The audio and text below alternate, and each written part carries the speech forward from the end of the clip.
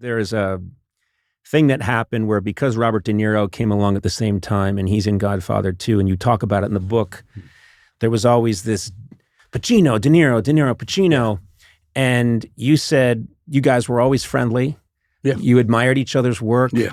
You boosted each other. But of course, the media likes to try and make it something. And you say in the book, I think it's just because both of our names ended in a vowel that they... that would help a little. Yeah. They should throw in Dustin Hoffman, but his name didn't ring a bell.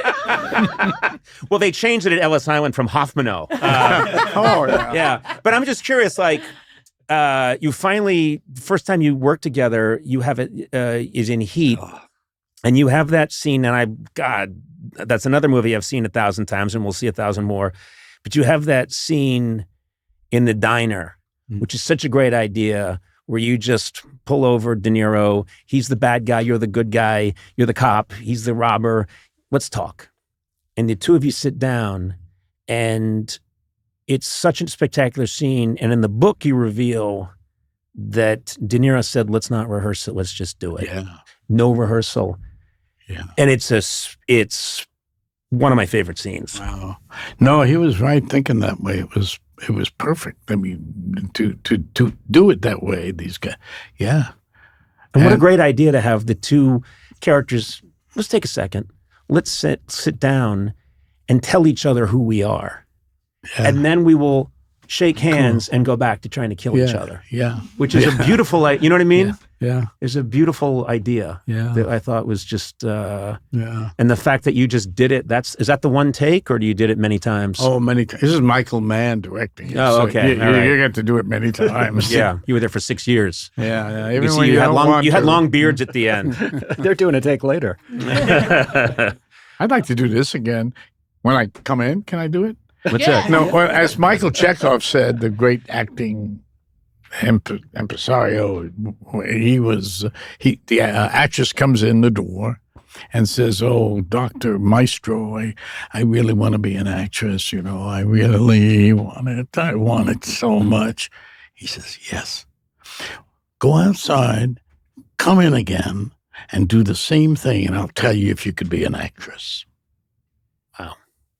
Can you do it? Yeah. I wanted to slap him in the face for doing that. That is so pompous and assholey. I don't do that.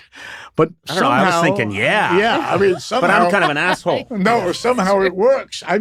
Asshole just came in my head just now while I was saying it. I said it sounds. When I first heard it, I thought a lot of truth in that.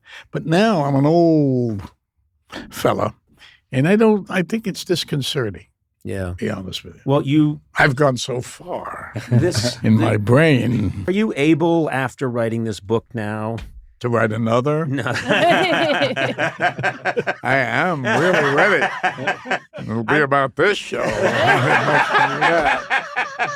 How could I not? Yeah. I'm just curious if you are able to now look back at this process. You have to be able to look back now and go, Jesus Christ, what a ride. Well, and I'm Al Pacino. Yeah, well, I'll tell you the truth. I was doing it, working on it, working with some good people, and I devoted myself to whatever I did. But as soon as I finished it, I didn't want to look at it anymore. I thought it was done. It was over. I said, it's like when I did Looking for Richard, I would sit in, they had these audiences would come in, I don't know what you call them again. Test audiences? Yeah. And they would write it. And I'd be sitting there and I was thinking, I don't want them to come. We're not ready. The film was at the editing room, by the way. I thought somehow from the editing room to the theater where it was going to play, someone would change it and make it better, you know. Yeah. And then I wanted to tell them, remember that in the book? I wanted to tell them, I was just, listen, don't take this seriously. I was just trying to put something together. I mean, it's fine. I'm just trying. You don't have to stay. You don't have to go. You don't say that to nervous. You don't say that to a test audience. You don't. You shouldn't probably see this.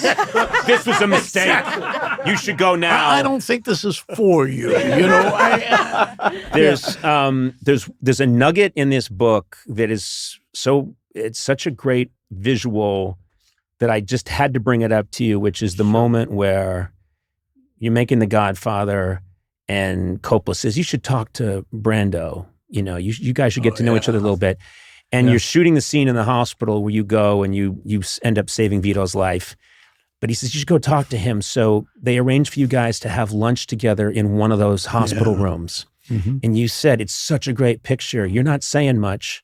Brando's talking to you. And the whole time he's talking, he's eating chicken cacciatore with a lot of sauce with his hands. What? With his hands. And he's talking to you and you...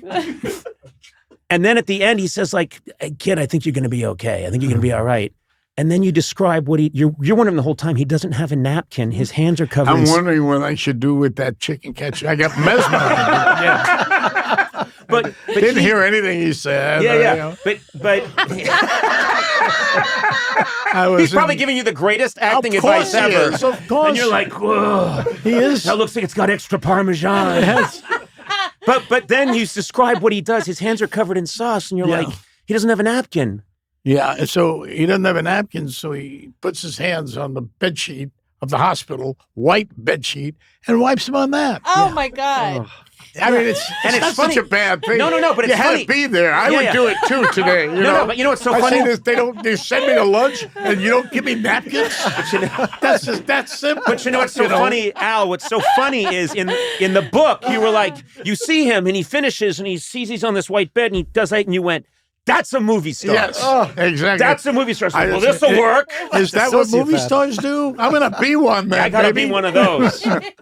No, he was the greatest person you ever want to know. Did you get to know him well? Oh, well, of course. I was with him a lot. And, you know, I remember Marlon giving me just being around him, there's such warmth to him, you know, I mean, he's so sensitive how he sees you, especially other actors. He was so wonderful to me and everybody and funny, but he was particularly funny with Jimmy Caan because the two of them had done films together. So he was comfortable with Jimmy Caan. Yeah, much more. And I was always sort of sulking somewhere. I never knew if I was coming or going. You know, I was always just like there somehow saying, okay, I got away with that. Now what's next? You know?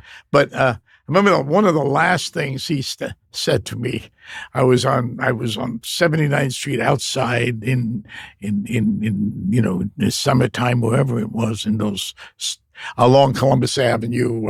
There was, I don't remember the restaurant, whatever, but I was out there by myself and he called me and I said, oh, well, you know, he wanted something. I said, sure. And then he said, Al, stay out of court. I said, he knew me. I can't go to court. I can't go to court. Now I'm going to go to court, I'm sure. Just cut this out. Stay out of court? What are you talking about? That was his advice to you, stay out of court. It was like he meant divorce court. Oh, I see. See, that's what he meant. I see, yes. Well, that's a good idea. I think I love that. Yeah. Here's the big tip from Marlon Brando. I could... unfortunately for you, talk to you for 40 hours and never be happy, but I want to let you go. Because, you're throwing me out? No, I'm not throwing you out. This reminds me actually of, I said at the beginning, I don't really get starstruck. I've met everybody. Not long ago, I'm in New York on business. Someone says, hey, come with me, go to dinner. I think we go to Polo Bar. And I'm walking out and I see... out of the corner of my eye, an iconic figure, and I look, and you were sitting in a big banquette, and you're by yourself. I think you were with people, but they had just used the bathroom or something, and you're just sitting there, and you point. And I think, he's pointing at someone.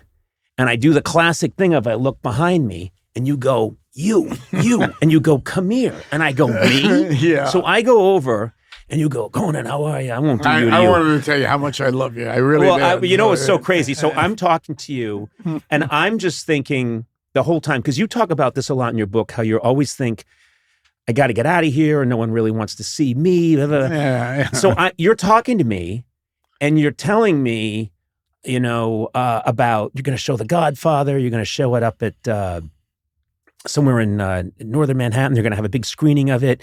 And you're talking to me, and I said, "That's such an honor to see you. Such an honor to see you." And you're talking too much, Al. Yeah, no, you weren't. I was thought, Conan, don't overstay your welcome. He just wanted to say hi. Get out. So I say, "Such an honor. You take care, Al," and I leave. The next day, by pure coincidence, I run into one of the people who had just joined you at the table, and they said, I just got there and you were walking away, and Al went, what happened? He fled. And I was just thinking, it's Al Pacino. Don't fuck this up. Get away. But the next time I see you, and I'm going to follow you and see you, and I'm going to haunt you, I'm going to sit down. Okay? Okay. You don't seem thrilled about it. No, you're going too far. You're going to get stalazzoed. I got to use the bathroom. I'll be back with a gun. The book is Sonny Boy. It's the best thing I've read in a long time. Everyone's going to read it. Everyone's going to buy it. And I'm blessed to know you. I really am. Thank you for being here. God bless. I'm so happy I did your show. I really am. Thank you. Oh, I'm done now. This is my last podcast. Thank you. Yeah. No, don't go that far. Okay. Please. Thank you, sir. Thank you, man. Wow.